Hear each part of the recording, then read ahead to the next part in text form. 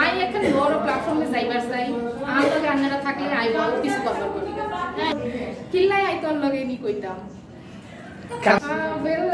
যদি সাকিব খানের সাথে তো সবাই রাজি সাকিব খানের সাথে করার জন্য আর যদি হিরো আলমের সাথে বলে যদি কাজ যদি ভালো হয় আমি অবশ্যই করবো সে হিরো আলম হোক বা সাকিব খান হোক আমার কথা হচ্ছে আমি কাজটা ভালো করবো আমি নিজে কতটুকু যোগ্যতা নিয়ে আগাতে পারছি এই হিরো আলম বা সাকিব খান এটা ডাজেন্ট ম্যাটার স্টিল নার্ভাস আছে আসলে যখন আমি এন্ট্রি নিলাম দেন জাজেস আমাকে বলতেছে তুমি তো প্লাস সাইজ না সো তুমি কেন এখানে আসছো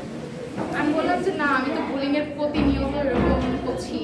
সবাই বলে যে আমি প্লাস সাইজ আমি মোটা কিছু করতে পারবো না সো এছাড়াও আমি একটা মানে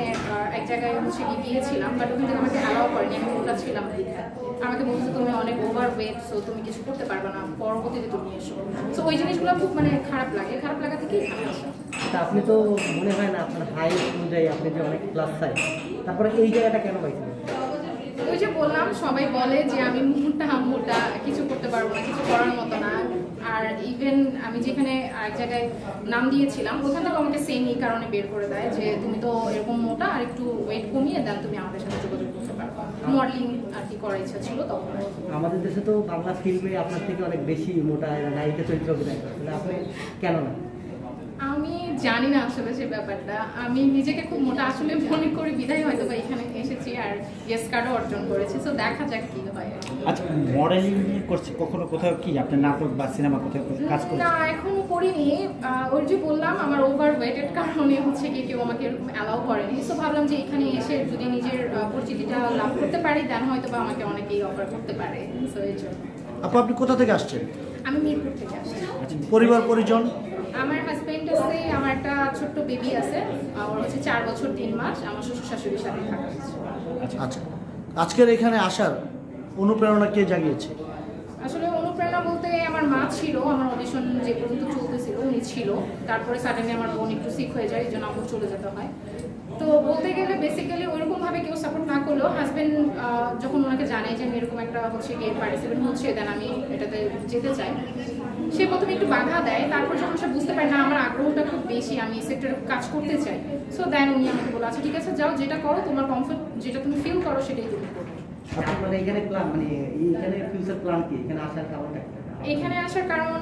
যারা আমার মতো এরকম বুলিং এর শিকার হচ্ছে বা রীতিমতো হবে ফিউচারে সো আমি চাই তাদের মতো মানে তাদের ইন্সপায়ারেশনের একটা জায়গা তৈরি করতে তো আমি চাই ভবিষ্যতে আমি একটা এরকম ইনফ্লুয়েন্সার হব যাতে আমি তাদেরকে মানে এরকম সাপোর্ট করতে পারি আপনি শুরুতেই বললেন যে মডেলিং করার ইচ্ছা হ্যাঁ মডেলিং তো এটা তো আছেই এটা মানে আপনি কখনো মডেলিং বা সিনেমা করার ইচ্ছা যদি সুযোগ না সিনেমাতে আগে যাব না আগে মডেলিং করব ফটোশুট করব দেন হচ্ছে ভালো কাজ হলে ভালো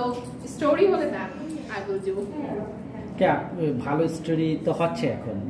সিনেমা তো ভালো ইন্ডাস্ট্রিতে যে অবস্থা তো এখন মনে হচ্ছে যে খুব ভয় কাজ করে সো ভেবে চিন্তা আর কেন ভয়টা কেন দেশের অবস্থা বলতে এই আমাদের মিডিয়াতে তো দেখেনি তো নায়ক নায়িকাদেরকে নিয়ে এক একটা বুলিং হচ্ছে এক একটা কথা হচ্ছে সো এই জন্য মানে কাজ করলে খুব বেছে কাজ করতে নায়ক নায়িকারা তো প্রচার চাবে কাপি জন্যই তো এগুলো হচ্ছে এটা কি আপনি কিভাবে দেখেন যেমন সাম্প্রতিক এই যে ইসরাত পায়েল নামের একটা বিষয় তারপরে যে বুবলি সাকিবের তো অলওয়েজ আছে কিন্তু আসলে এরা তো এটাকে এনজয় করে আপনি কিভাবে দেখেন না আসলে নিজেকে ট্রল করে নিজেকে হাসির পাত্র বানিয়ে আমি লোকের কাছে যে খুব ফেমাস হবে এটা আমি একদমই চাই না আমি নিজের কাজের যোগ্যতা দিয়ে আমি আরো সামনের দিকে আগাতে চাই যেমন ধরেন গতকালকে মানে আমাদের যারা নিয়ে সব থেকে বেশি টল করা হিরো আলম সেই ইসরাত পায়েলকে নিয়ে একটা ইন্টারভিউ দিল পাল্টাপাল্টি সে বলছে যে আমি তাকে চিনি না তার কাজ করি না আবার সে ইসরাত পায়েল বলছে যে আমি হিরো আলমকে সাথে কাজ করা আমার যোগ্যতা আছে আবার সে বলছে উল্টা আসলে এই যে বিষয়গুলো এগুলো আসলে নিজেকে ভাইরাল করার জন্য না আসলে উদ্দেশ্য আসলে তাদের উদ্দেশ্য তারাই বলতে পারে এখন কেউ যদি এটাকে ট্রল করে বা এরকম যদি বিপক্ষে একজন পক্ষে এইভাবে কথা বলে আমি মনে করি এটা আসলে ভাইরাল হওয়ার জন্য যদি করে থাকে তাহলে এরকম ন্যারো মাইন্ডের কাজ কারণ নিজেকে ভাইরাল করার জন্য আমাকে এইভাবে কথা বলতে হবে বা এভাবে মানুষকে বলতে হবে এটা আমি আসলে প্রেক্ষাপটে এটার সাথে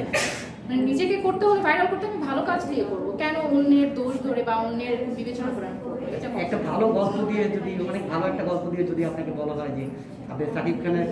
এগনেস্ট অভিনয় করবেন সেক্ষেত্রে হয়তো রাজি হবেন কক্কালপুরের